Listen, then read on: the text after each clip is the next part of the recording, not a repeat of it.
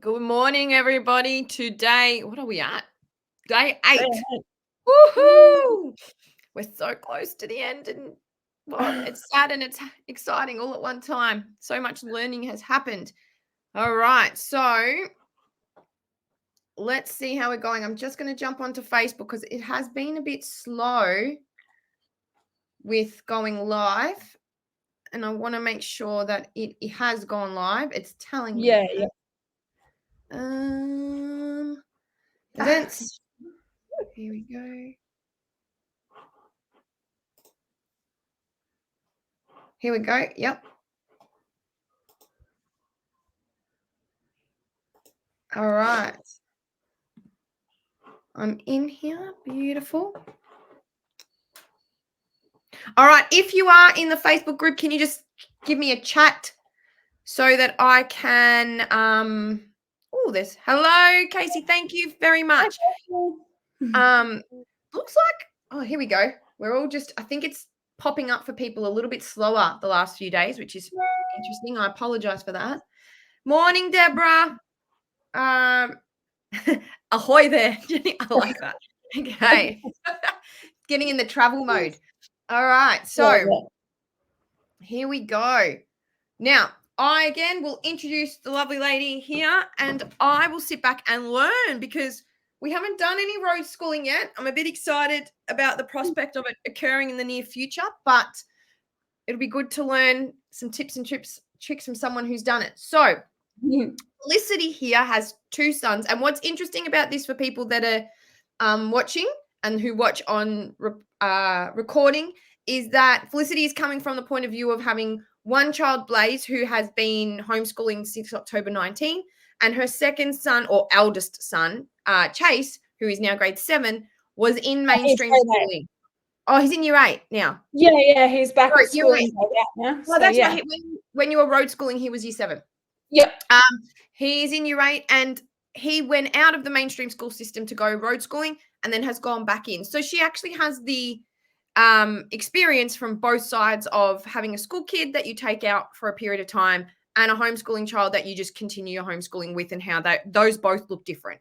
So I'm really excited that Felicity answered my Instagram request for her to jump on. And I don't think I left it too long either, did I? No, it was great.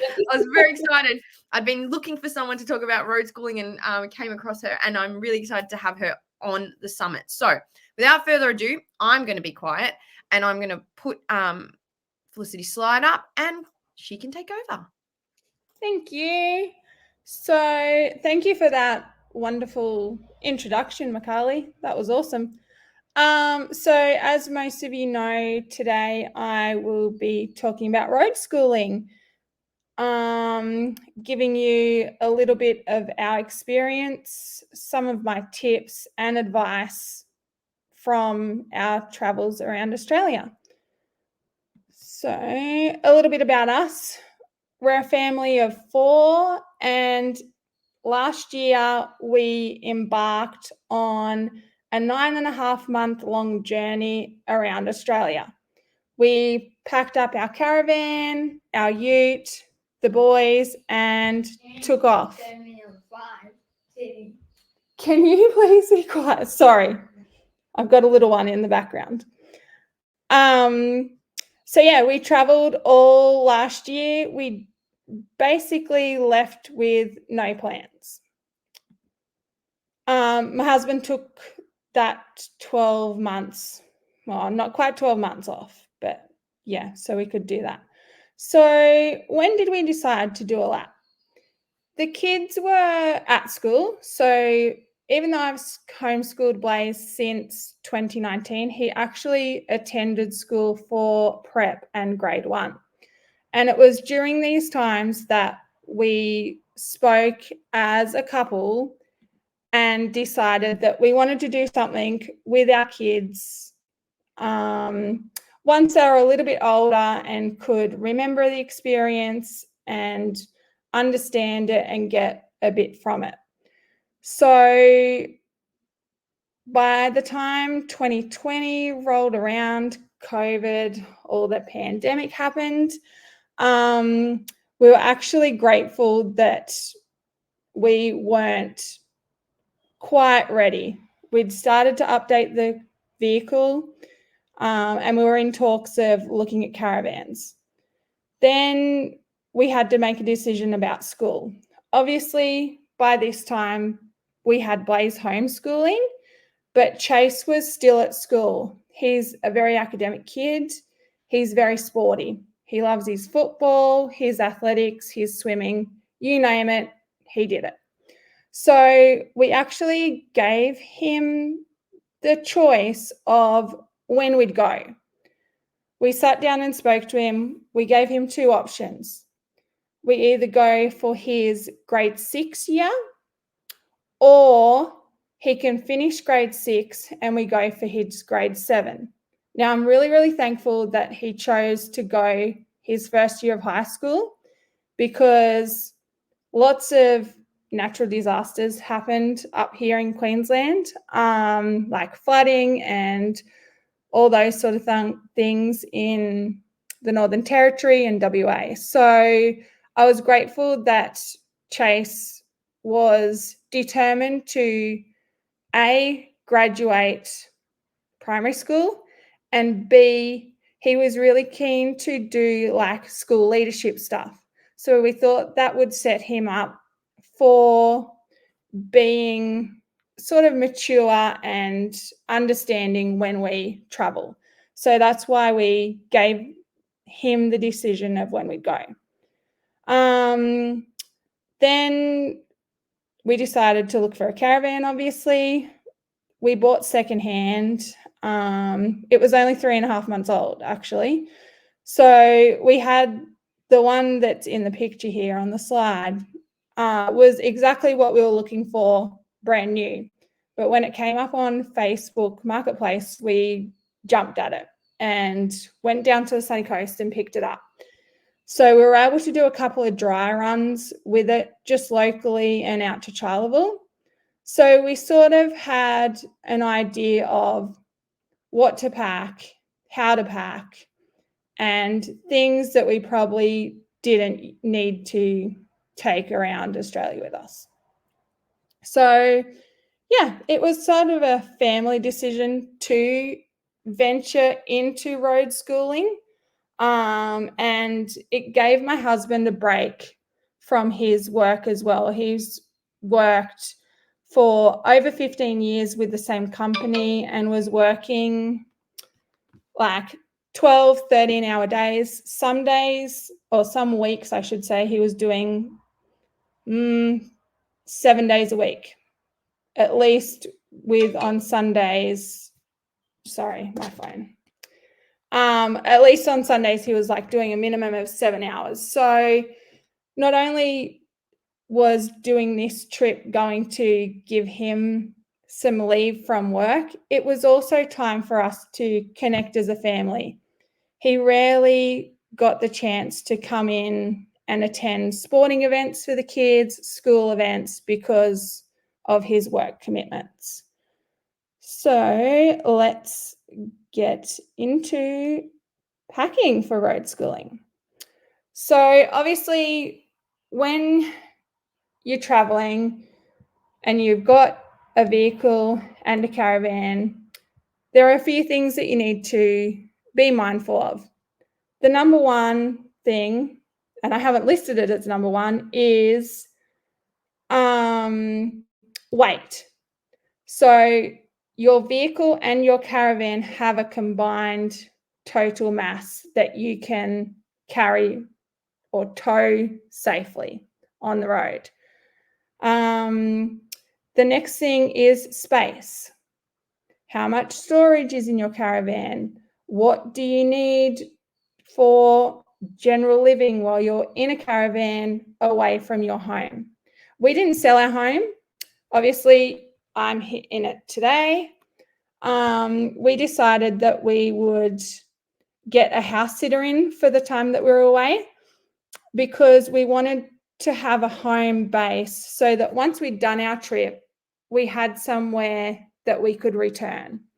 And if things didn't work out, we could always return if needed. So that was another thing. The next thing was what materials would we need to homeschool on the road or road school? Did the boys want structure? Did they like visual learning like my son Blaze? He's a very, very visual learner. So I like to have visually pleasing, colourful, engaging resources for him. The next thing I needed to consider for my boys was access to the various schooling options, particularly for Chase.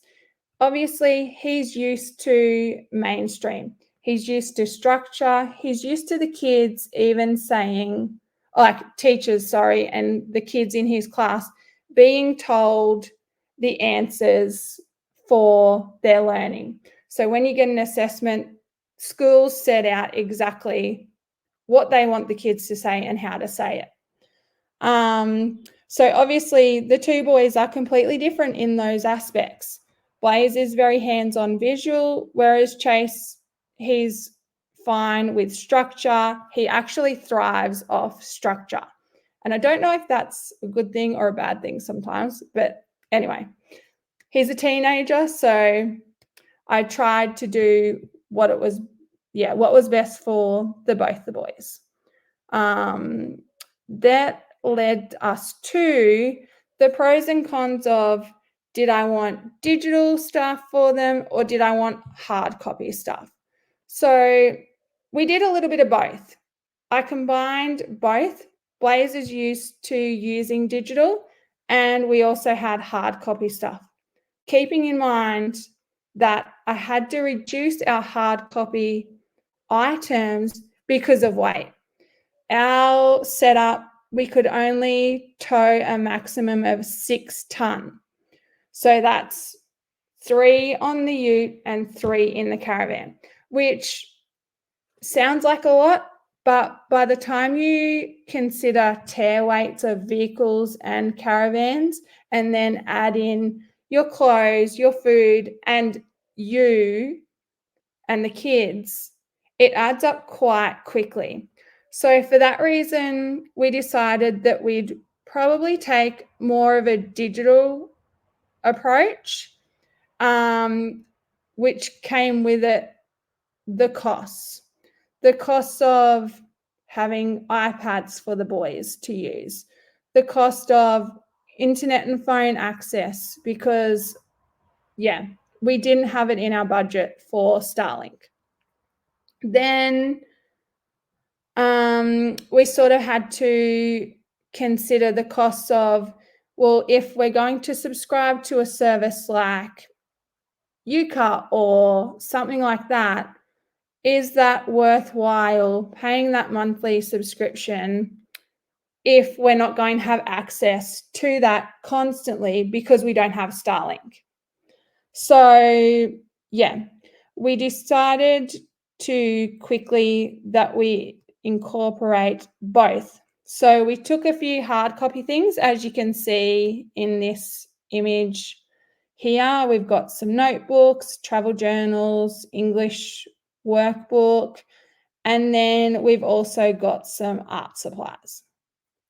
So that was all we took hard copy for learning. Everything else was stored on their iPads. So before we left the year before, I had started to transfer Blaze from hard copy things to digital.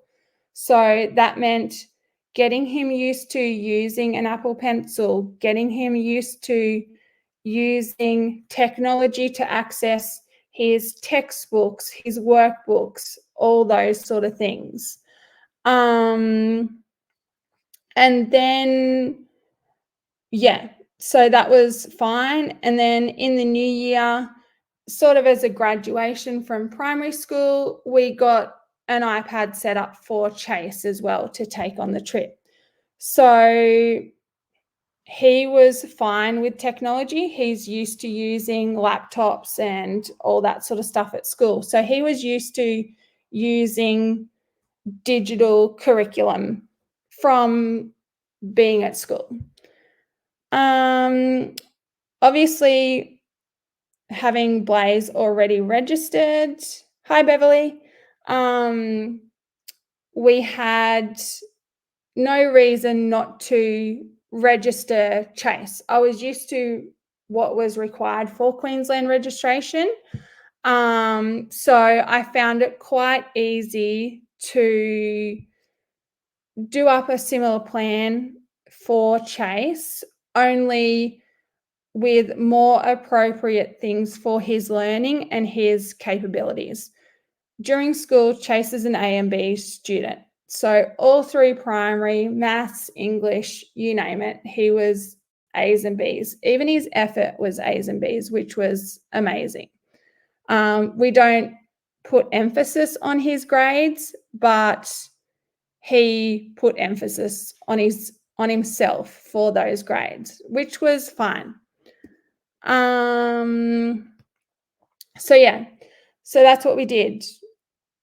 We took both the kids had workbooks, both the kids had things on their iPads to access for learning.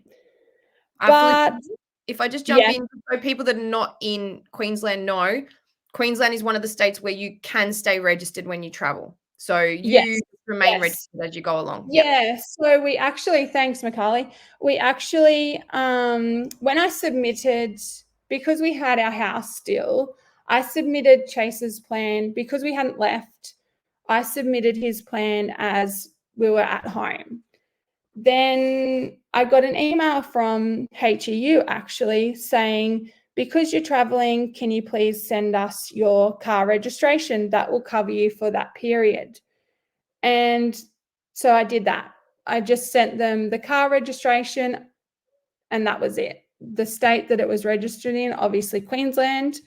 So yeah, and then with registering the boys with HEU comes the requirement that you must report by the 10th month of that registration. So how I did it, I timed, because I was used to having Blaze registered, I timed Chase's registration so that it was in that reporting period of Blaze's as well. So Blaze was registered the October. I chose the day after Chase graduated from primary school. I know that sounds insane, but my reasons were I wanted to be able to do Chase's report during that slow down period with Blaze. So we homeschool him year round. We sort of take the holidays and that was it.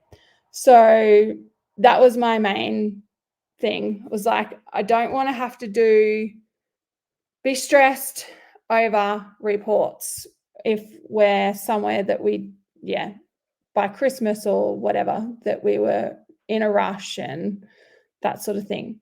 So yeah, I registered him the day after he graduated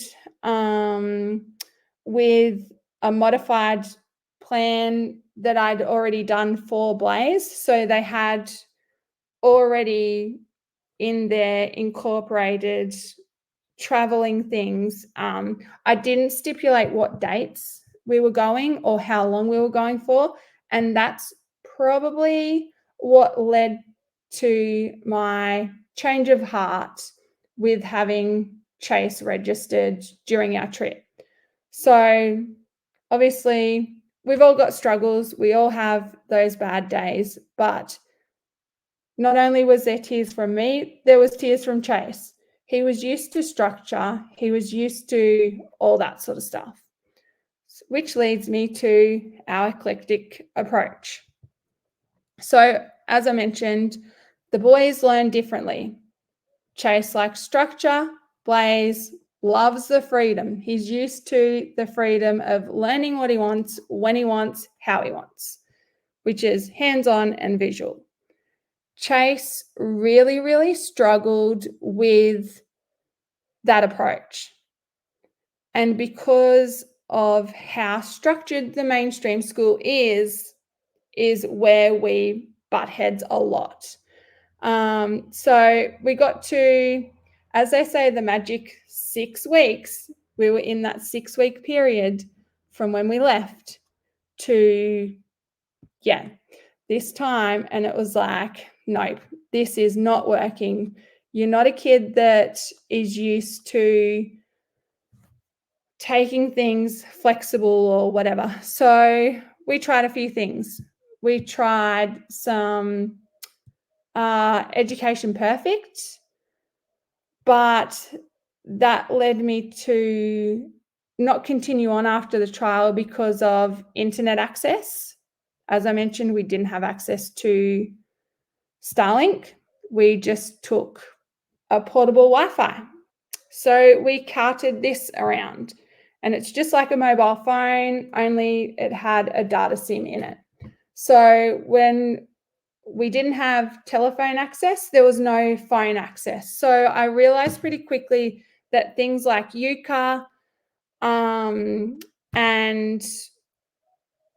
Education Perfect weren't going to work because of their online access that takes up majority of their stuff. So lucky for me, as you saw before, I'd already thought ahead and packed some hard copy things.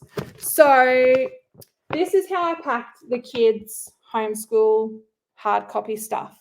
In zip wallets, they were water protective, obviously, which made it super helpful for outside learning or, beachside camping and things like that. So for Chase, because he likes structure, we went to Aldi, obviously, and bought him an English workbook. I'd previously bought secondhand a math textbook and downloaded the PDF version and put it on his iPad. So he was able to access that. But this is all curriculum linked. So I thought that was awesome for him. And he did complete probably 80% of this, which was awesome. The other thing that he really enjoyed was IXL. That's an app that I'll talk about later. And it got to the point where as long as they were doing something, as long as he was doing something structured for at least 15 to half an hour each day, I was fine. That's what really hit me in the gut though, because I'm so used to being able to provide non-school items, I guess. It was, it took a lot of adjusting on my behalf because I was not prepared for that struggle with Chase from going from structured learning to having the world as his oyster or Australia as his oyster for learning. So that's what we took for him. And then if you've got a primary school age child and you have a kid that likes structure, that you can open and go if you quickly want to do something, highly recommend targeting homework. So they come, I think they start at grade 1, not sure. But this is Blazer's current one. We just use it for morning work now. But it is set up, and I saw a few people while we were traveling, a few families actually had these. So it's got English, and it's set out per term. So you've got 4 terms worth of work in a book, and you've got English, and you have a math page. So it's broken down into activities. So what we were doing was 1 English activity and 1 math activity when we need something quick and easy. And then for Chase, he was doing just a page or 2 of this to get through, and then a page or 2 of his math book. So that was the only 2 workbooks or couple of workbooks besides their math texts that we used. I used The Good and the Beautiful for Blaze, we've used it for many, many years. So that was his math curriculum. And because it's free download, I just downloaded the workbooks straight to his iPad, and he used the Apple Pencil to record as you would on paper on his iPad. You can bring that slideshow back up, Macaulay. Thank you. So the other things that led me to understanding Chase's struggles as well was the interruptions to our regular routine. We were constantly packing up, setting up, getting used to our surroundings, getting used to being in different environments. Sometimes we'd stay at a caravan park. Sometimes we'd stay at showgrounds, things like that. The kids weren't used to being in new places every second to third day. Some places we'd stay for a week or two, some barely a night. So, yeah, we really had to think about what we were going to do. So, which led us to a little bit of structured learning with a bit of natural learning on the side. And that made more sense because while you're traveling, adventuring, exploring, you're learning a lot. And I use this term very, very loosely. But we took a bit of an unschooling approach to most subjects. The subjects that we wanted to concentrate on, especially structure-wise for Chase, because he was going back to school this year, once we returned, was to make sure that he was up to date with English and math. Everything else, we struggled, as I said. So I decided to just use the environment where we were, the places we were, and their resources to do a little bit of unschooling approach for science and geography and those sort of topics. So we'd talk about the area we were in, the history that might be around, things like that. The next little bit that I want to discuss, and I'll probably loop back around to the natural-led learning very shortly. When I go back and visit places we learn that aren't within the confines of a school workbook. Digital learning, we obviously had the kids' iPads. Chase had his own phone because he was riding to school before we left. He's always had access to his own phone, so we know where he is at all times and he could text us. So I'll flip to the next slide. And these are some of the apps that really helped us with digital learning. So an app, oh, that's right. Macaulay, did you get the PDF document that I've got? Yep, it's been uploaded in Facebook already, so awesome. People should be able to see it if they want to click on it. Cool. That's awesome. So I've done up a little bit of a PDF document. You'll find that in the files. And it lists any apps that I found handy for digital learning. So as you can see here, there's sort of a bit of a document list. So that app is actually called GoodNotes. And I've put it in as a clickable link into that PDF document. So what GoodNotes allows you to do is create digital notebooks, or you can also download PDF workbooks or activity sheets, worksheets, whatever.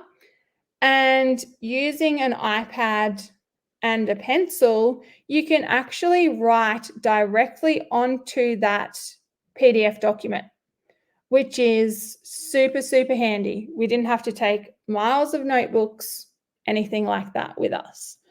So yeah, we use GoodNotes a lot. So the boys use GoodNotes for their math curriculum. And then they also made their own digital notebooks. So as you can see right here, there's a bit of a diagram.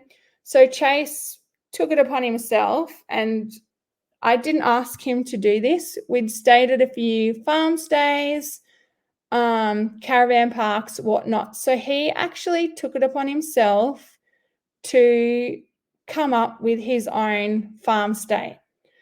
Not only has he drawn a park map or a farm map, he has added the key. He designed a business logo and added in details like activities and things like that. Obviously, I can't show that here, but if you want to see any of that, I'm more than happy to share that in the Summit group.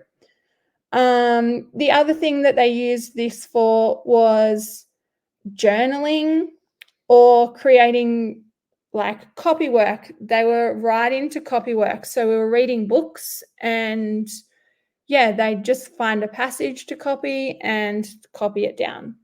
So GoodNotes is a really, really amazing app that you can use for digital learning. And yeah, as I said, not only for the aspect that they create without having to lug notebooks around, you also get them to write directly onto that PDF document. So instead of carting around a 1.5 kilo textbook or whatever the maths books are now, it's all stored on the iPad and easily accessible whenever they want it.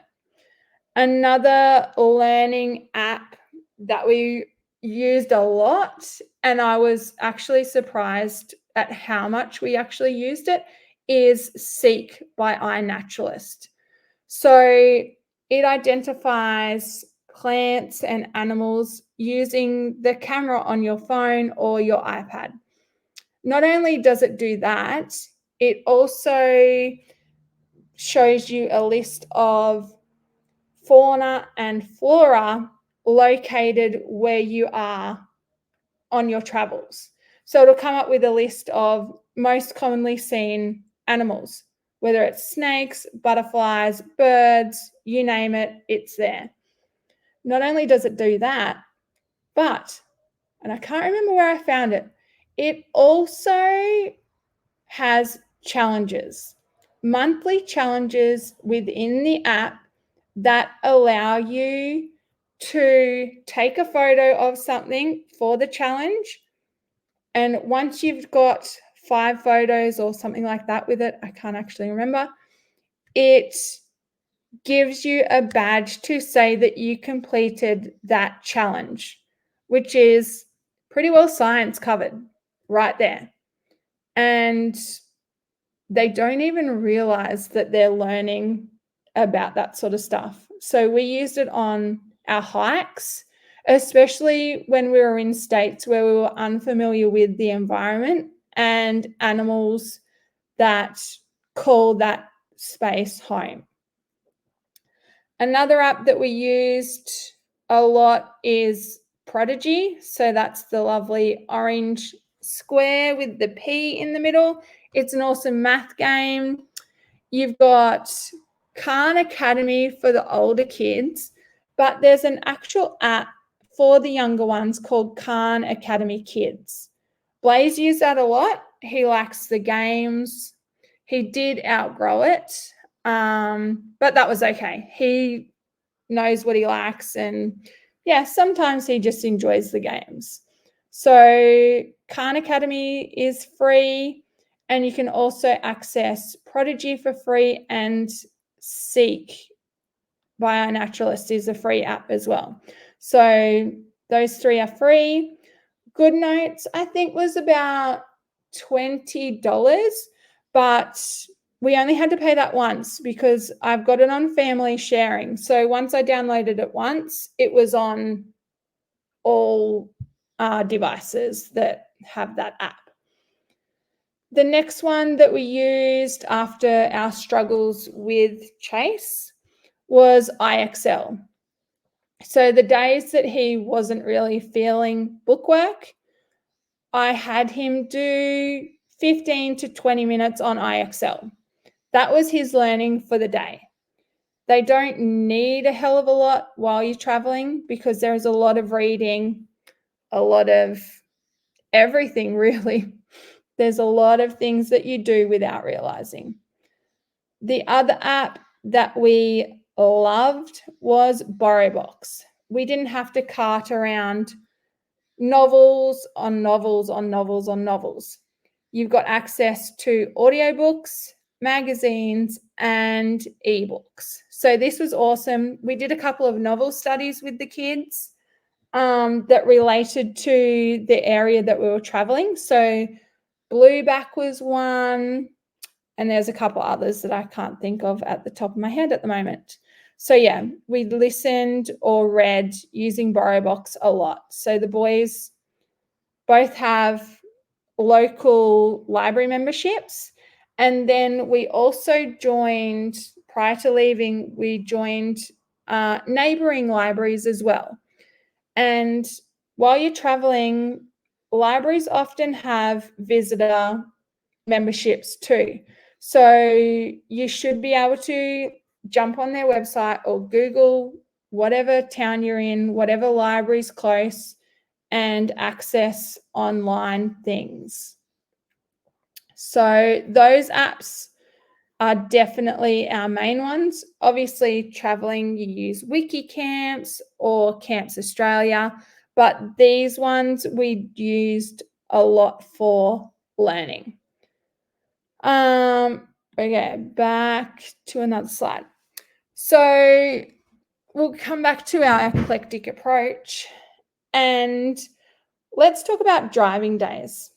As you know, we did the whole lap. So we started here, we're in Dalby, Queensland. We left actually today, 12 months ago, we drove out our driveway. Didn't return for 9.5 months later. So that was, yeah, an awesome alignment of my presentation and that, I thought. So driving days, the kids get motion sickness, right? So schoolwork with books, things like that, that you see a lot of families on Instagram doing. We couldn't do that because the kids would get sick. So driving days, I would open up BorrowBox. We'd either listen to an audiobook or another app that I didn't actually picture there is Spotify. We'd listen to podcasts. So there was science ones, there was history ones, just whatever thing we wanted to listen to that day. We also listened to some true crime ones with the kids, actually. After traveling through different townships, there was missing peoples. Yes, Jenny. Yes. So yeah, we actually listened to a couple of murder mysteries and the kids love them, which was really, really surprising. But I think being in that area and realizing how remote some of these places are that we were visiting, it really connected them to how easily someone can go missing. So yeah, we did a lot of that. And I also just let them play their Switches. So we took their Nintendo Switches, their games, they had their headphones on, they'd listen to music and game. Most days we'd barely do 100 kilometers, but then other days, like when we were escaping pending floods over in the Kimberleys at Fitzroy Crossing, we actually did 500 Ks that day. So I was like, no, you guys do you. We need you to be quiet because we're concentrating on driving and getting to our next place safely. So whatever you want to do, by all means, do it. So yeah, most times they just game. And when I say game, a lot of it was educational, whether they realized it or not. So they used Minecraft a lot. They built digital worlds of things that they'd already experienced. So one of our first big memorable stops for the boys would definitely be the Whitsundays. We went and did ocean rafting that had the kids snorkeling. They had their first high-speed, high-powered boat ride. And when I say boat ride, I mean a boat ride that lasted longer than an hour or around an hour. So they went back the next driving day.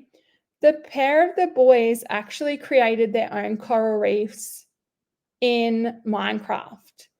And I was just blown away. So driving days was whatever they wanted.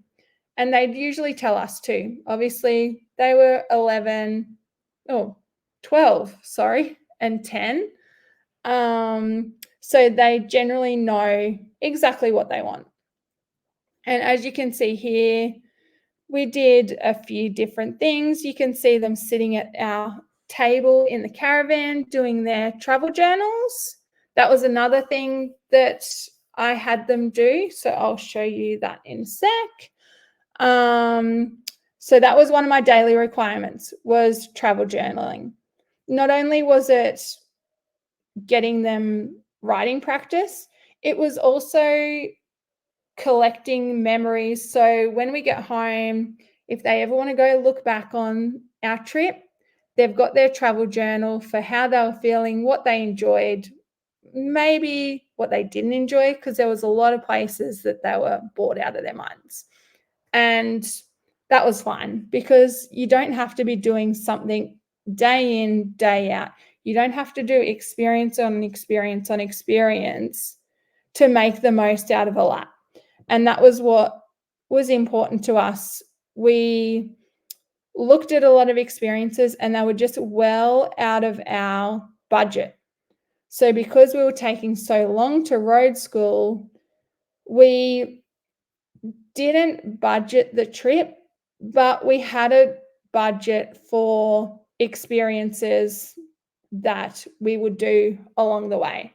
And a lot of them, because you've got 2 kids that are over the age of 5, they're extra as well. So you nearly pay full adult prices for kids at a lot of experiences on the road. So we did a lot of bushwalking and things like that that cost us nothing, or just cost us a park pass, over doing experiences. We decided pretty quickly while we're in the Whitsundays that we'd try and do one experience per state. So as you can see here, I don't know if this guy might be recognizable for some of you, but his name is Manuel, and he is at Top Dig Art Gallery in Catherine. So he's on Instagram. He's an Indigenous artist, and they run cultural experiences at the art gallery. So you go and pay, I think it was like $270 for the family. But Manuel has we got a welcoming smoking ceremony. And then he told us about his life. He was born in the bush, actually. So no hospitals. He doesn't know his birth date. The government gave him 2 birth certificates. So yeah, he goes through all that. He then teaches you and shows you how to light a fire with 2 sticks, and you actually get to get up and have a go at that. So both the boys had a go at rubbing the sticks together to try and light the fire. And it was actually my husband on our experience that lit the fire. So he got a little certificate. And then you do a little artwork, as you can see the boys are holding. So Manuel, he steps you through the process of creating your own traditional art piece. And he loved that my boys gave it their own spin. And then he said to them, "You have changed it from my traditional learning or my traditional artwork to your own. And he was just wrapped with that. And then, yeah, he just shared experiences, and our boys couldn't believe how obsessed with home and away he was. That was just next level. They couldn't get over that. Other things we did was fishing. That was awesome fun. We know nothing about fishing, so a lot of the times we'd talk to people on the beach fishing. The boys would just throw in a line to have a bit of fun, but it actually turned into like a math lesson because, as we know, there are a lot of restrictions when you're fishing, which is also like a HASS lesson, I guess, as well, because you can't take certain fish home, that sort of thing. So this photo here of the boys holding the fish, I cannot remember what it is, so don't even ask me. Yes, it was an awesome experience, one that they will never forget. And they talk about it as well, because they also got to use a woomera and throw a spear at cutout kangaroos. So that was awesome. So yeah, while we were fishing, we were catching up with locals or other travelers. A family even lent us their rod. He's like, your setup probably is the reason why you're not catching fish. So he lent us his rod for our stay. And this is pictured at Karumba up in the Gulf here in Queensland. And would you know it? A couple of throws in, the boys were catching fish. And not only were they catching fish and throwing them back, but we also saw a gentleman next to us who had some buckets. So if the boys caught a fish that they thought was keepable, they actually went over to him and said, would you like this fish that we caught, because we won't be taking it back. So he then spent some time with the kids going over legal measurements. He made sure that they were able to measure the fish, and whatever fish they caught that were of legal length, they actually gave the gentleman. And he was so thankful. We just appreciated his time, and just how he spoke to the boys was lovely. Like, he didn't treat them like tourists or anything like that. He was a local, and he's like, just spoke about how good it is to see kids being and associating with adults that they probably wouldn't do if you were at home, So they were approaching strangers in a safe manner, obviously, but I don't think, especially Blaze has a lot of learning difficulties. That's something he would not do if we were at home and fishing here. So we've got a local creek here. We've done a little bit of fishing, but not lots that we could say, we know how to gut a fish. We know how to scale it, all that sort of stuff. So it was nice when people actually took the time to talk to the kids and show them, teach them things that we couldn't teach them ourselves. Other things that we realized were learning were bike parks, national parks, you name it. It was, just learning central. So Chase is here pictured at a bike park over at Geraldton. Not long after this photo was taken, he actually popped his tire. So we had to go to the bike shop, and the bike shop owner showed Chase how to correctly maintain his bike while we were traveling.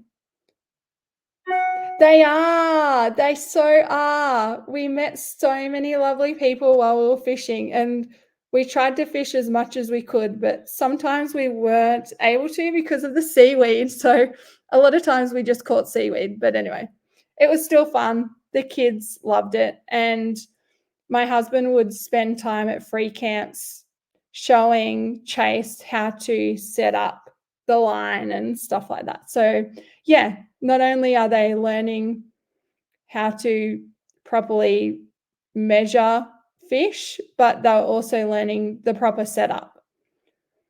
Radio. So, which this is naturally carrying on to learning away from the books. There are many, many places that you probably don't think of as educational, as pictured before, the bike park. So this particular bike park was probably one of the best we had seen up until this point of our travels. It wasn't just the little track that you saw previously, but there was a track that also led through the trees and along the river or the creek and stuff like that. And then they had big signs of like how the kids or how the rider needs to be positioned on the bike for certain terrains and obstacles and stuff like that. So that was really surprising to see. I was really, really shocked when we saw these big signs because usually they're just like a map. So it's got a map of all the different difficulties of the tracks and nothing else. But this one, there was like 4 or 5 of them side by side, and it had instructions for people using the park on how to sit themselves on a bike, how to stand, how to ride, how to pedal, all that sort of stuff. Like, it sounds pretty basic, doesn't it? But when you're not used to trying to traverse over rocks and jump off ledges and things like that, the kids and adults too, they need to be in the right position and have the right grip, have the right stance, all that sort of stuff, so they don't hurt themselves. So I thought that was lovely of the council to provide that for park users, especially knowing that there's a lot of travelers and probably a lot of newbies that don't usually do that sort of thing. Other places at the top here, you can see that's Chase pointing down. So this is Whitehaven Beach. And here we were on a tour or an experience called ocean rafting.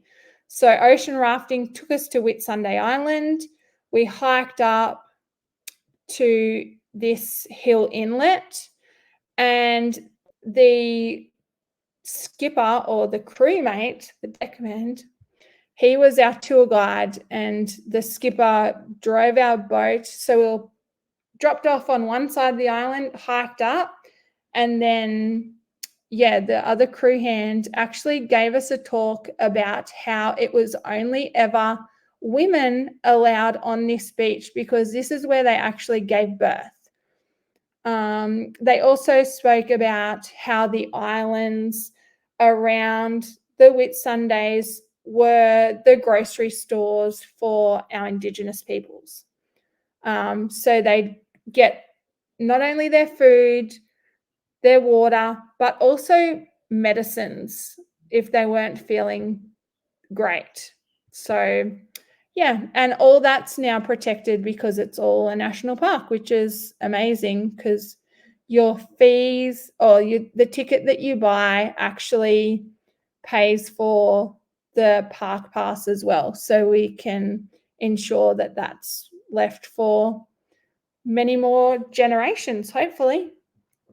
The next one is the cliffs on the Nullarbor.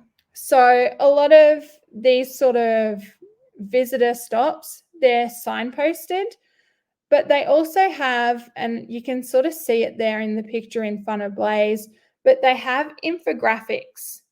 A lot of towns now provide this, whether it's regarding the natural environment, animals that you will find calling that environment their home, like seals and dolphins and whales.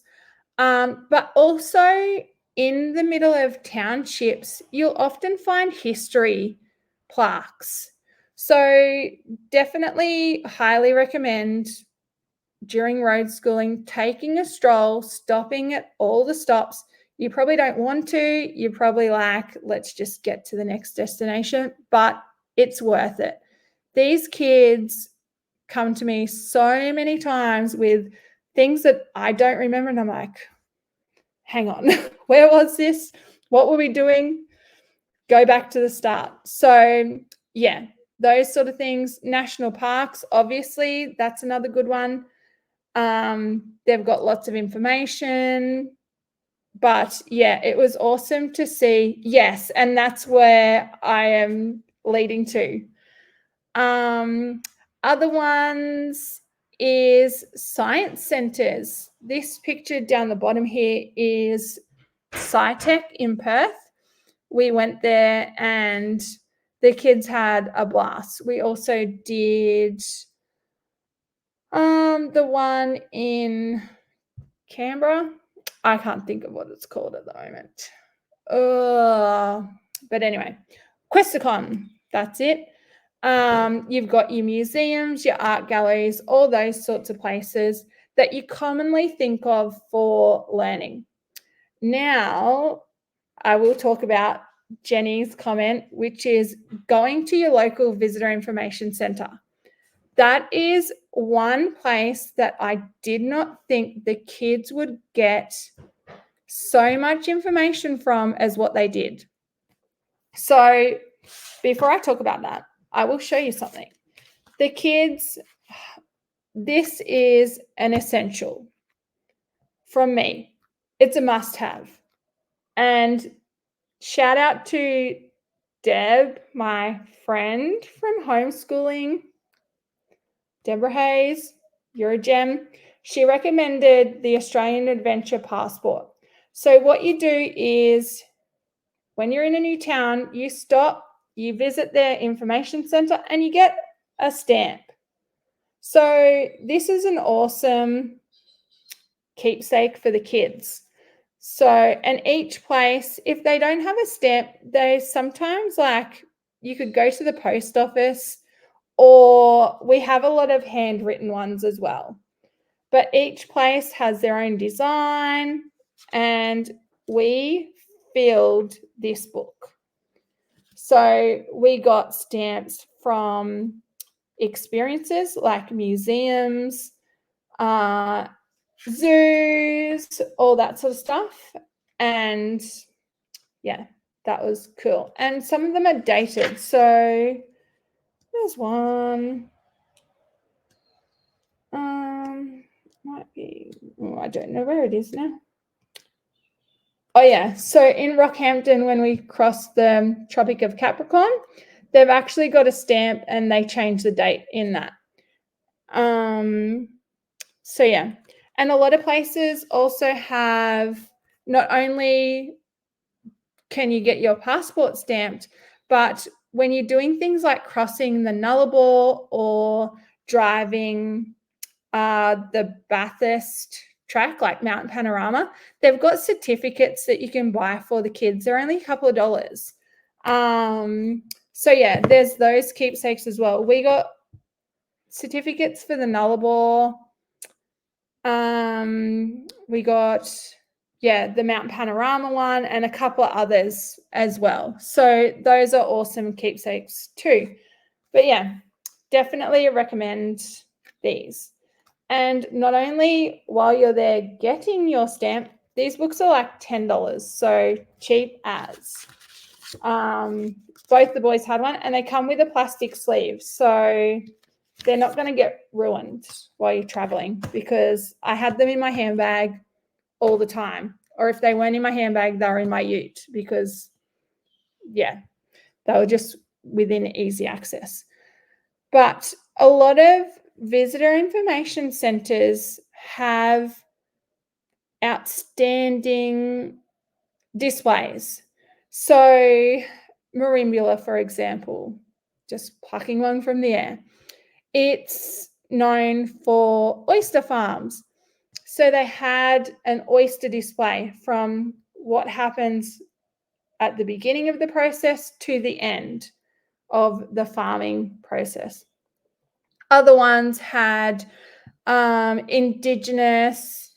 Yes, they do. They have heaps of that sort of stuff now, and yeah, stubby coolers and things like that. But I thought for kids, we know how kids are with stamps and stickers. This was awesome. And it took up no extra weight. So yeah, highly recommend. So those are by Rothwell Publications. So I don't know if you want to write that down, but I've also listed the passport in the PDF document that goes with my talk as well. So you'll be able to find it there. But yeah, a lot of visitor information centers have like little displays, whether it's you're in gold country, they might have gold things, like, yeah, information of the history of gold within that area.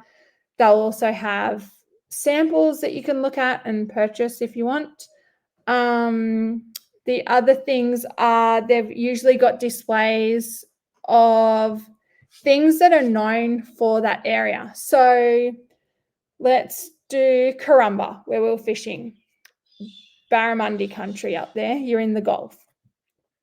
And the visitor centre is actually at a barra centre.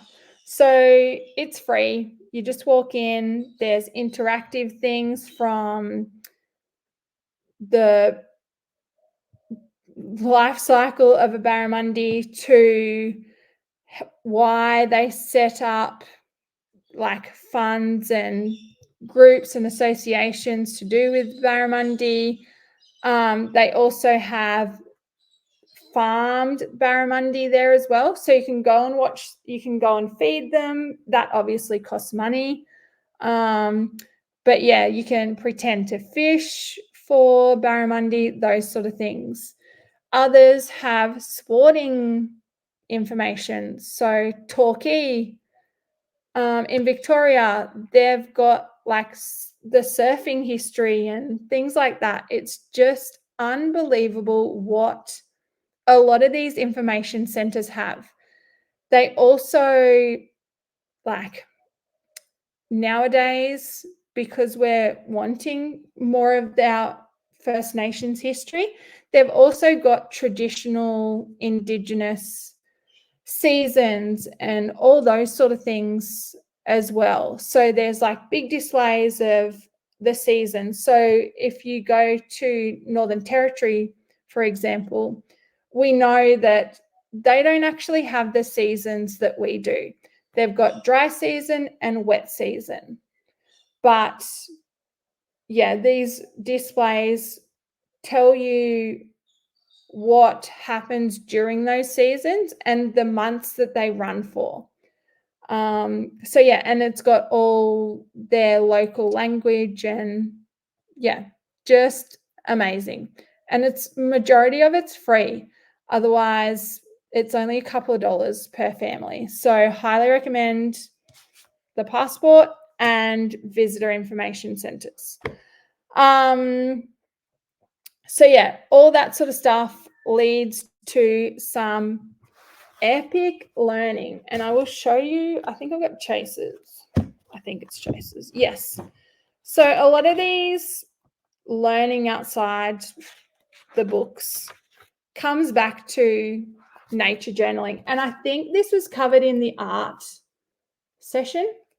Melinda touched on it. She did touch on it. Yep. Yeah. So we took the boys, and I've listed this in the document as well. So I just got each of the boys a art diary. I didn't know what I was going to do with it. Blaze did some art classes while we were traveling if we had online access. But Chase actually took to nature journaling. So we'd go out and do an experience, and then he'd come home and he'd be talking about the facts and stuff like that. So I encouraged him to put it into his art diary. So this was the big old boab tree in the Kimberleys. It's in no particular order because, as we know, teen boys don't seem to care about order. The Great Barrier Reef. So he drew George, the giant, the big wrasse, the blue wrasse that we fed while we were snorkeling. And he wrote all his facts. So just little things that he remembered about there being so many islands. I can't even find it, sorry. But while we were traveling to Whitsunday Island or Whitehaven Beach, the boat crew were actually telling us that the amount of islands increases in the Whitsundays during low tide.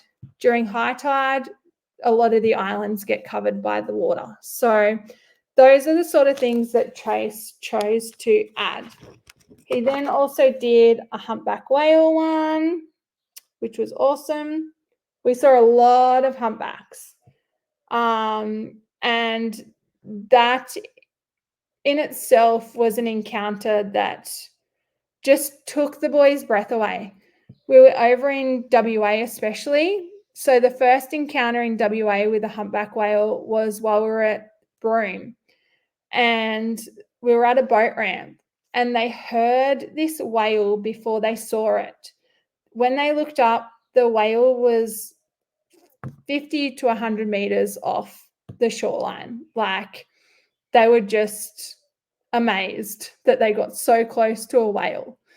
And then we kept seeing them and seeing them and seeing them. And they were doing like full body breaches. So that's what Chase wrote about. But yeah, he did a few of those along the way.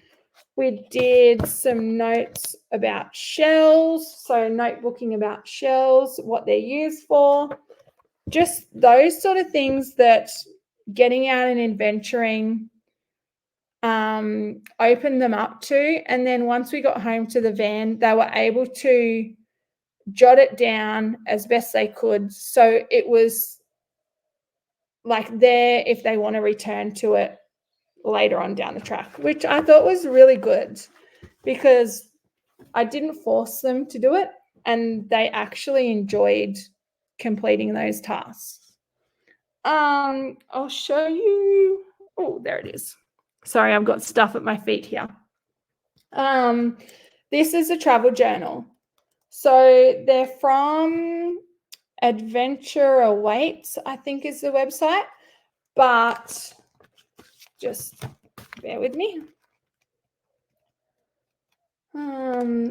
They've got space so you can write in where you are, the date, the day that you're there.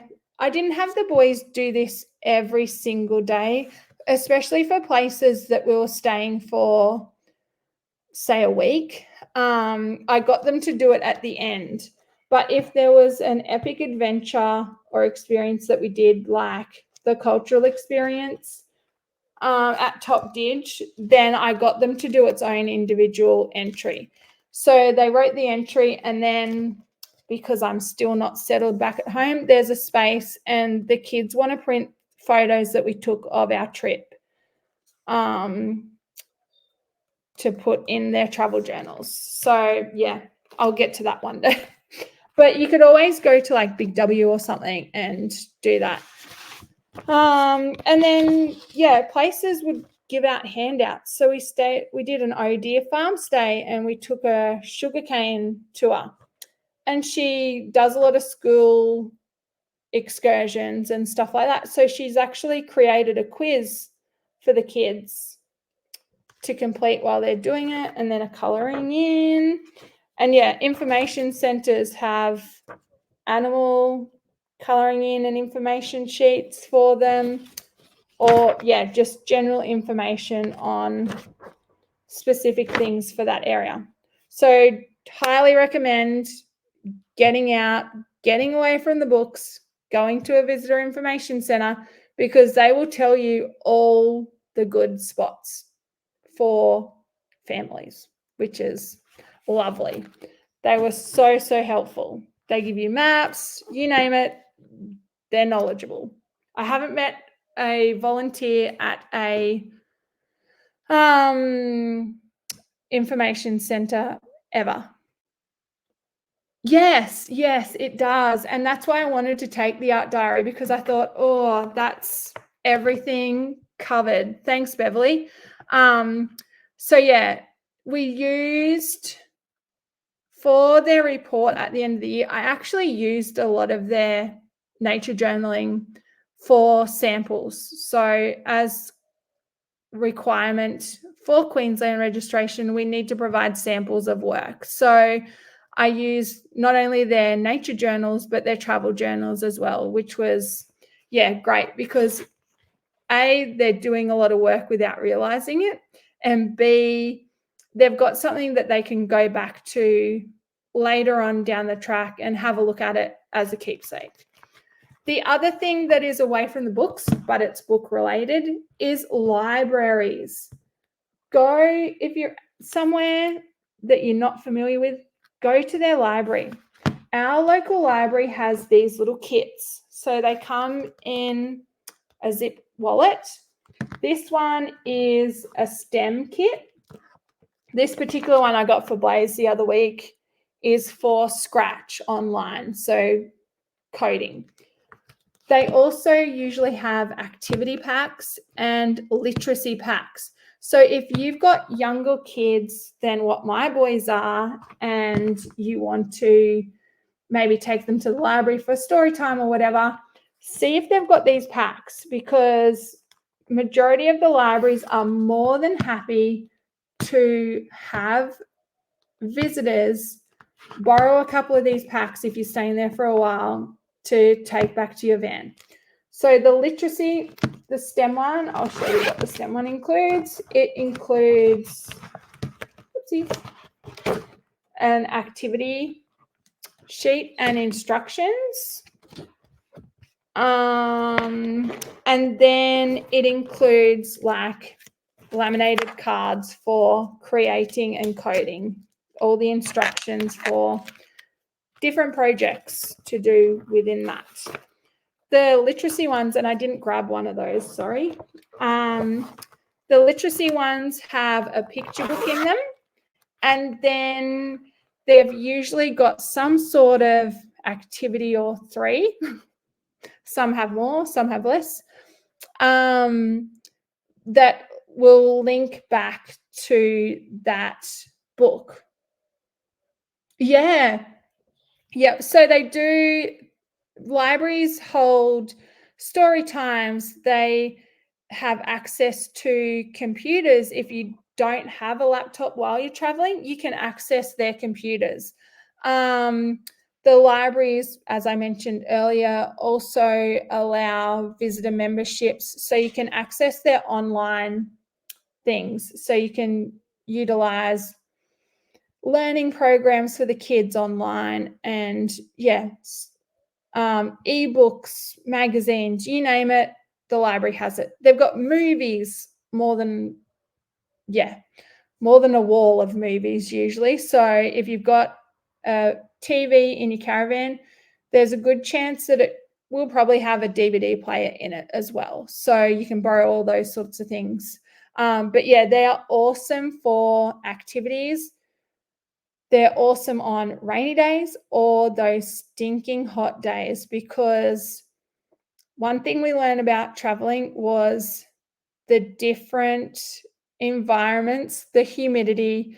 It might only be 32 degrees, but the humidity is like 100%. So you want to escape to the library, away from your caravan, even though we had air conditioning. Sometimes you just got to get out to air conditioning in a bigger space, if that makes sense. I'll go back to our presentation. So when we took our learning away from the books, we noticed the dynamic of our family changed. We were becoming more connected. We didn't have the tears, the stress, the anxiety that we were having when we first started. The boys, yeah, although they were learning, they were enjoying themselves and they were enjoying adventuring. Putting them out of their comfort zone made them grow immensely. They're the same kids that left here 12 months ago, but in more ways than one, they're also completely different to the kids that we drove out the gate with. They're fiercely independent. They're brave, they're strong, you name it. They are completely different with their personal growth now. And I've actually had a few people comment lately about how well they have interacted with adults now. So the library people, yeah, are just beautiful. We've been going to the library, our local library, a lot while we were homeschooling, and even before homeschooling, we were regular visitors. But recently, they've noticed a huge change in Blaze.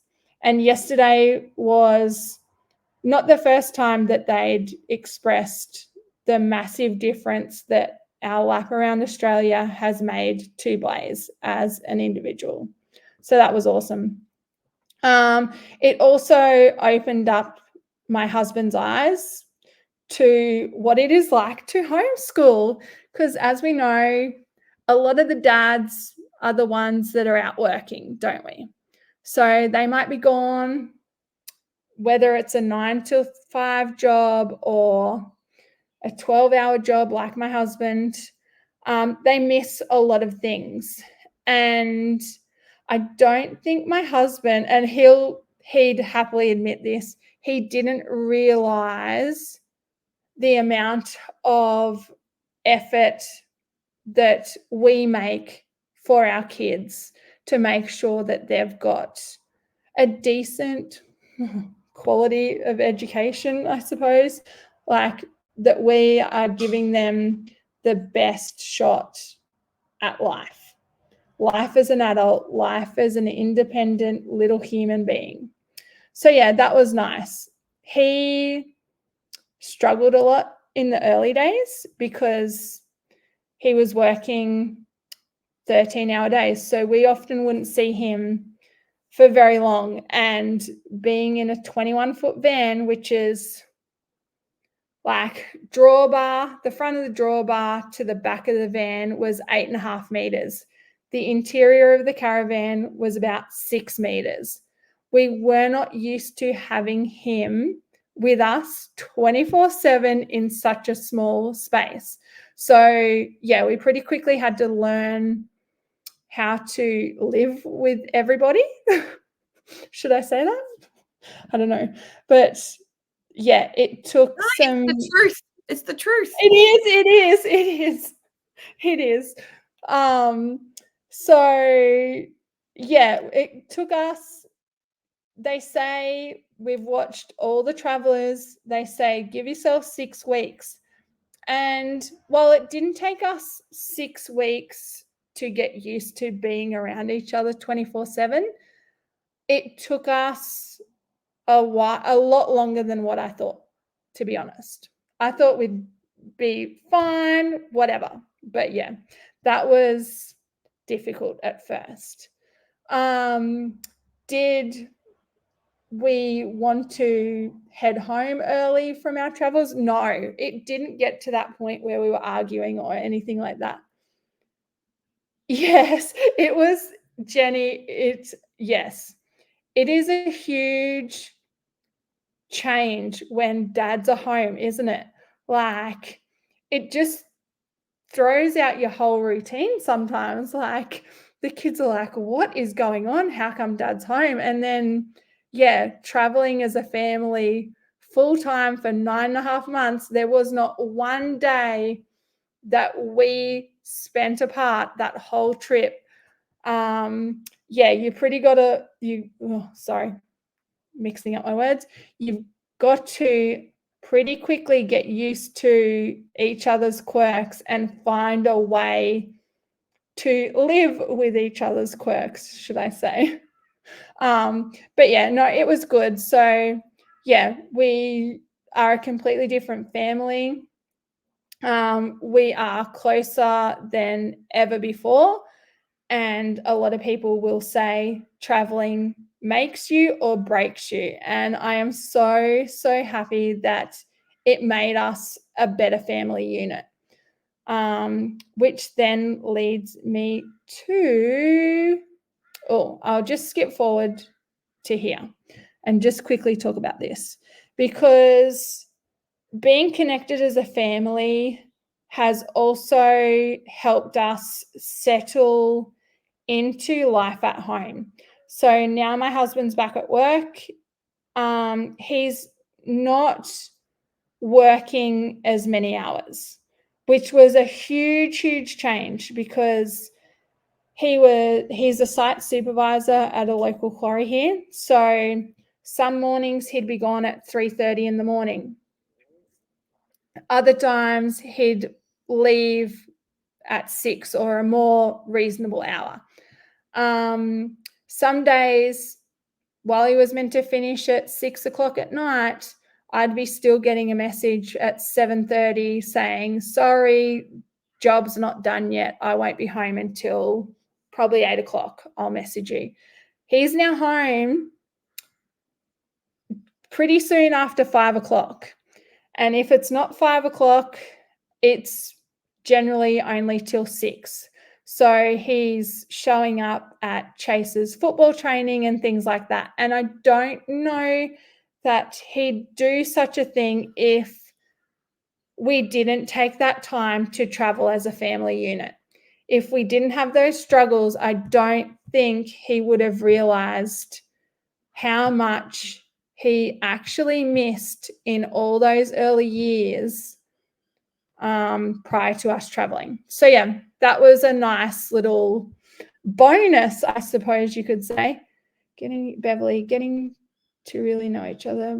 Yes, absolutely. Absolutely. Because majority of our husbands, as long as you're not a homeschooling husband, probably, get to leave the house, and it's you guys, you mums, that stay home with the kids 24/7. So it was lovely to be able to connect on a different way. So I'll backtrack another slide and discuss our homeschool registration requirements, how I planned, how I record learning, all that jazz. So because both of my boys were formally registered with Queensland Home Education, number one, you've got a plan. Number two, you need to record learning or samples of learning. And number three, we need to report. So we report on the 10th month of registration, or by the 10th month, and we need to provide samples for work that has been completed throughout the year. We also report on goals and successes that the kids have had, highlights, lowlights, you name it.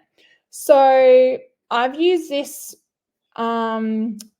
application for quite some time now. I started off as a beta tester for Freely, and I am absolutely proud to say that I am a brand ambassador for them now.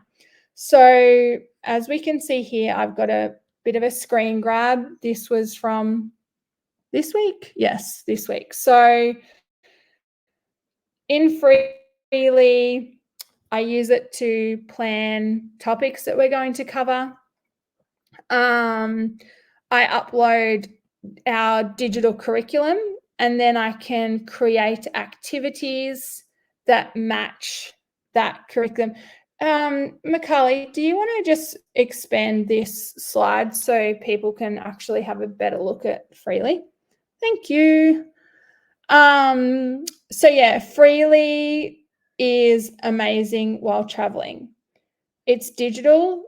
It's not an app that you have to download.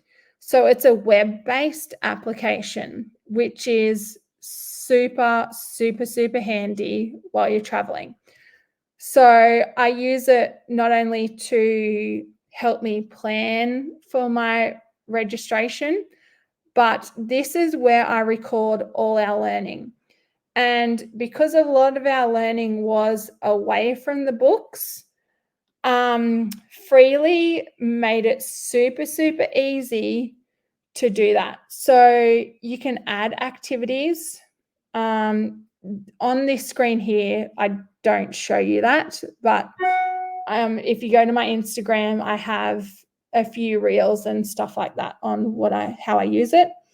But after we did an experience, I'd go in, I'd add the activity, put the kids' names in, date it, because you can date it. And then they've got information like categories. Yes, thank you, Jenny. I've actually got a clickable link in my free download. So that will give anyone who'd like to check out Freely 14-day free trial, and then a 20% discount on subscription as well. But you can access this on your phone, your laptop, your iPad, whatever. So you go in, you add an activity, it opens up, you put in the date, you put in the students who were on the experience.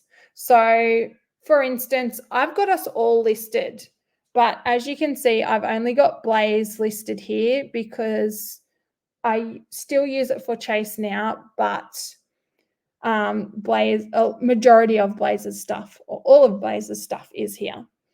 So you go in, you add your activity, your dates, people who were there, and then you can select categories. So I've got categories set up. So if we were doing the cultural experience, I might tag HAS, I'll tag art because we did an art project.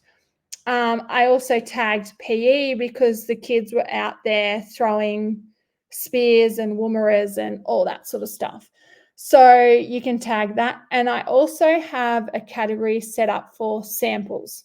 So if the kids do something that I think I need to earmark as a sample, I add that category into it as well. Then you move down and you can put in an overview of what happened, whether you want to record progress, what the kids did during the activity, you name it, there's space there for you to type in that. And then you can add in photos. So instead of taking up space on your phone with all your photos, go in, create an activity, dump the photos from that experience into Freely, and you can delete them off your phone because they are in Freely all the time. Not only does Freely do that, it stores all your digital curriculum as well. And then, so I've got our curriculum set up in projects. So for example, maths at the moment, I've got set up as a project.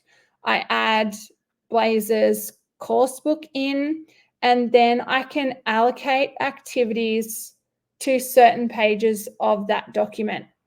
And once you've got it set up, you can just add in activities and it'll come up with a lot of the information for that student if you've set it up properly in the project. So you're only putting in the date that the activity was completed and then your notes for that activity and either photo samples or photos from that activity. Now comes the awesome bit for Freely. So as you can see here, it's got routines. Traveling in routines can work, but we found it too restrictive. Some days you want to go out, travel, like experiencing, adventuring, you name it. Other days you just want a chill day in the van, in the aircon, watching movies. So we didn't actually use routine while we're traveling, but now that we're home, we use it. So that's that bit. And once you complete the activities and you apply complete, these will all come up with green highlighted ticks. So you can see what you actually do that day. These categories also help you for reporting. So with Queensland Reports, we need 2 samples for English, 2 samples for maths, and then 2 samples for another learning area. So I go into report and I select the category samples. We don't need access to everything that we've done for that academic year. I just want samples. Once I've run the sample report, I can then copy my overview or whatever information I've typed in straight from Freely into my reporting document. And the same for the photos. I can simply click and drag the photos across as well. So that's what I loved about Freely, that it made recording the things that the boys did while we were traveling super duper easy. But it also helped cut down on my reporting time. As we know, traveling, you want to be out doing things. You might want to be swimming in the ocean, going for a bike ride, whatever. You don't want to be at your computer all day, every day. So, yeah, that's how Freely fitted into our traveling life. And yeah, as I said, it's accessible through your web browser, not an app, because I know I've got way too many apps on my phone. I'm sure we all do.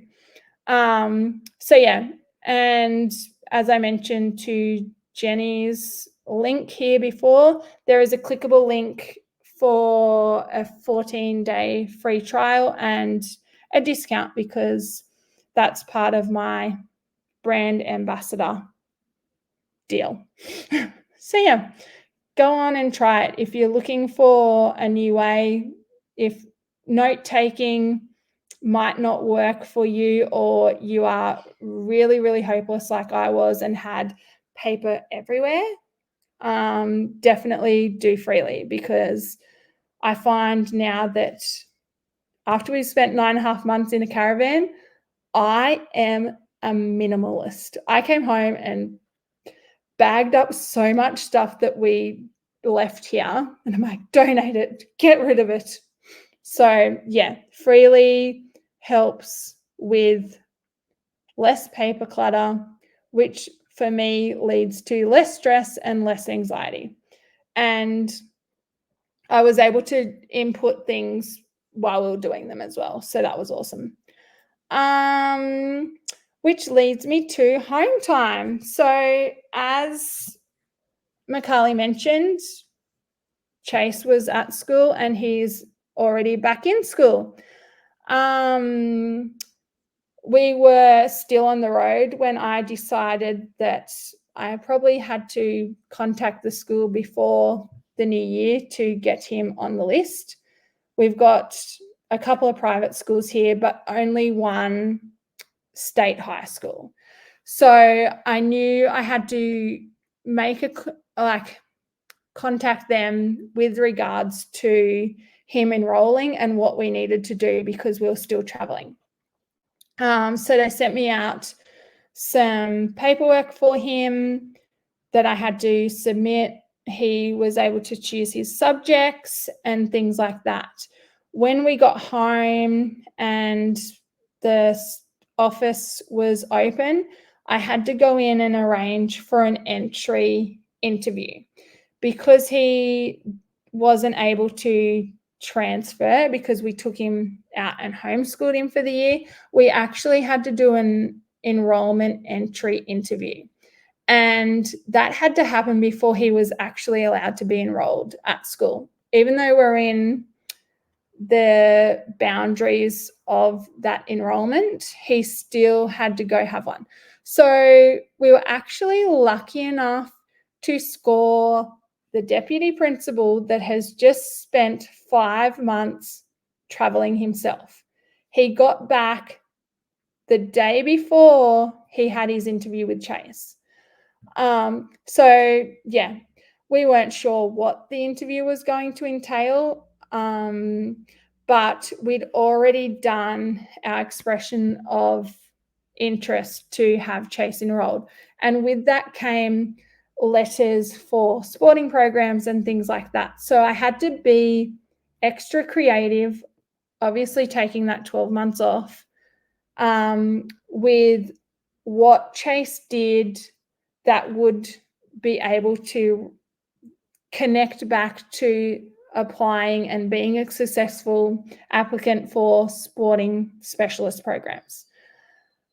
We walked into that interview with the deputy principal. We had no idea he'd been traveling.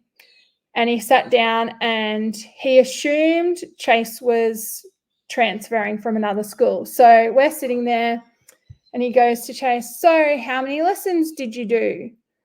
And I get this strange look from Chase and he starts giggling. And I'm like, oh my gosh, here we go. I'm going to cop it.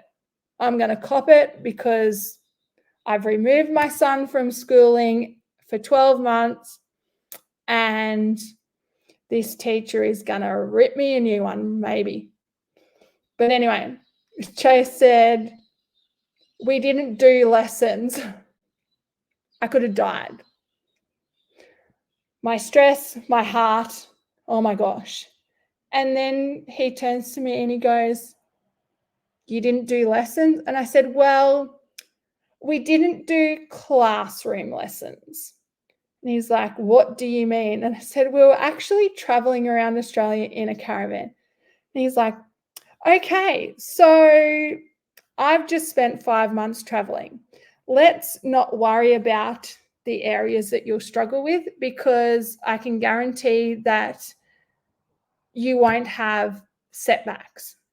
If anything, traveling has helped Chase become an independent student and a student that knows how to talk to teachers and ask questions."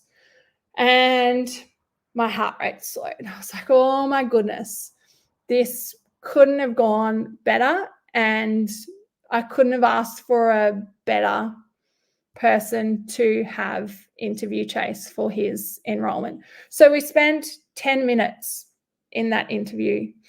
And yeah, Chase applied for, so there's a few sporting programs at the school that Chase was keen on doing.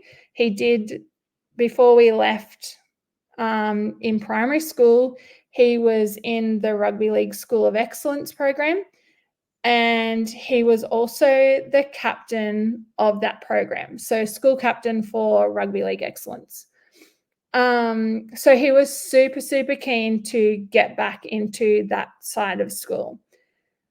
The teacher, the deputy that we had the interview with, he was very, very honest with Chase. He said, "I see you've applied for them.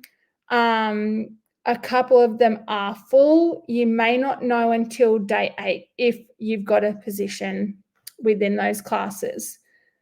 Day 1 of school rolls around and he comes home excited beyond belief. He had made it into not one of the programs that he applied for, but both. So in my letter, because he hadn't played sport, he wasn't registered for sport, I explained how our bushwalks, contributed to his healthy lifestyle, and that being away for the year from school, instead of dampening that passion, it actually ignited it. He missed his football so much. He missed his school sport so much. He loves athletics. Swimming, he could give or take. But yeah, so I wrote those things. He did pre-season training with his football team. So I wrote about that. And yeah, just basically went to his previous PE teacher and had her comment on how he was while she was teaching at primary school. So yeah, if you're doing this just to do a trip and you're worried about the kids going back to school, learning in a mainstream environment, I know this is a homeschool summit, but a lot of questions currently about pulling kids from school to go travel, do it. The deputy agreed with me. So many teachers on our travels agreed that this is the best thing to do for kids, not only for their education, but for their own personal development. So, yeah, he went back to school. What are we, week 8 at school now here in Queensland? So it's assessment week. He's had a few stresses because he is not used to the pressure and expectations of assessments and assignments and stuff. But I've spoke to a lot of his teachers and they said that during class time, he is doing fine, which is all we want to hear, really, isn't it? As for Blaze, he's settled really well back into homeschooling at home. And yeah, that's all I could ask for him. He doesn't want to return to school. School isn't the best place for him, which is perfectly fine. And he's very, very happy. So yeah, we're back to doing what we need to do for the 2 kids. And I think that's about it. Thank you so much for that. And I think it's awesome that you can show the comparison and even the journey Chase went on.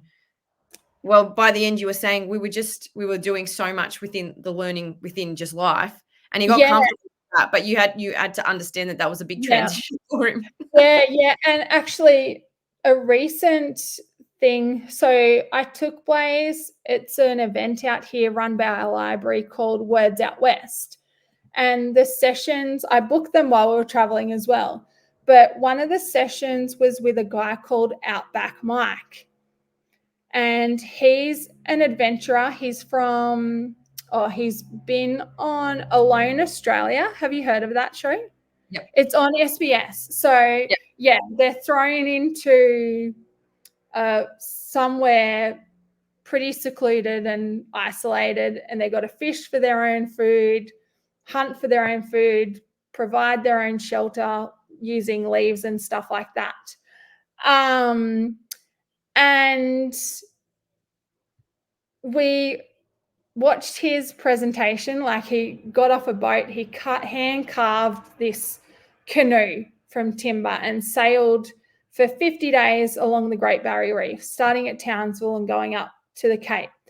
And once he got off the boat, he's like looking in the mirror at the hotel and he's like, is that really me? And then he sort of steps back and he's got this massive beard and long hair and he's really, really like frail and gaunt looking, like he's just bones, really, skin and bones. And he's standing there and he's like, there's a couch here. There's like a TV. I can watch TV now. And it really connected with Blaze and I, because the day we got home, we drove 1,000 kilometers from my dad's place to get home.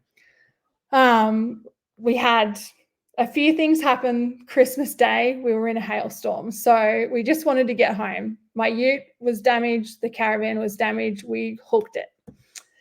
And we got home. And the first thing Blaze did when he opened the door was, we've got a table and chairs. We've got a fruit bowl. Like, just these little things that you take for granted while you're traveling in such a small home. It was our home. It was our home for 9.5 months. Was overwhelming. And just walking back into this space, like, we spent probably the first week just in our bedrooms on our own, like, going, what do we do? So yeah. But yeah, if you've got the chance to take your kids on a trip, whether it's 6 weeks, 2 terms, whatever, do it. The kids will not fall behind. There is no behind in homeschool, is there? But if anything, they'll grow. They'll grow personally, they'll grow mentally, their learning will grow, everything. So yeah, highly recommend. Thank you so much, Felicity. Wendy, I'm not sure what's happening in terms of the workshop, but if you want to privately message me, I can understand, because I'm looking on Facebook. It seems like everything's there. Yeah, mine's been fine too. Yeah. We will leave everybody now, unless there's a burning question, let us know. Just aware that everyone will have to be back on in a couple of hours. So if you have a question, we'll sit here for a couple of seconds while Facebook jumps. And then we will leave everybody. Grab Felicity's download. She has a lot of her tips and links that she spoke about. Beverly said, thank you, Felicity. Thanks, Beverly. It's my bumping phone all morning. Okay, sorry. Thanks, Wendy. And if there was a lot of information in there, remember the recordings are here for now, but they'll also be on your ThriveCart course later. And you can also jump over and DM me over at Instagram. So my handle's at homeschool.adventures.aus. And it will be, yes, Deborah, it was. And it will be oh, thanks, Jenny. It will be on the downloads. So as the download document that I'm going to put up today, it will be put up today, guys, but it'll keep getting revisited because presenters are just very generous and keep adding, add this link, add this. So you have a really good resource. I want to get it up there so you can actually start clicking on things and researching. Yeah, if anyone has any questions or whatever, just post it in the summit or send me a DM on Instagram. She's very quick on that. That's how I found her. Well, it just aligned, didn't it? The 12 months to the day. Crazy. Talk about fate. I know. Oh, it's great. But yeah, thank you so much. I hope I did a good job. You did. It was so informative. This is all new to me, so did a beautiful job. Felicity. I think it was great. Just the simple things about, obviously you didn't plan that much. Not that you didn't plan that much, but you obviously didn't plan.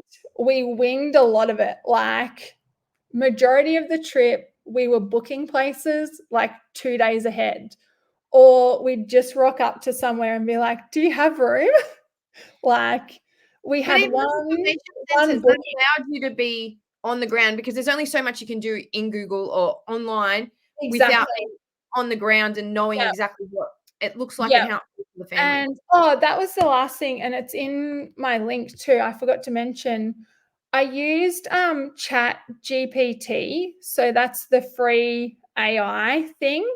But whether it was before an experience or after an experience, I just typed in there and I took it with a grain of salt because sometimes those things aren't accurate. But I used it to create questions about experiences or national parks or places that we were visiting as well. So that was another, awesome discussion opener, I guess you could say, for the kids. Beautiful. A few people have spoken about that in this summit. So it's something that for people to have a look at. Yeah. It's the workload for a parent, basically. Yes, definitely. Definitely. Yep. And especially traveling, it's all online. So yeah, you just got to be careful of reception while traveling.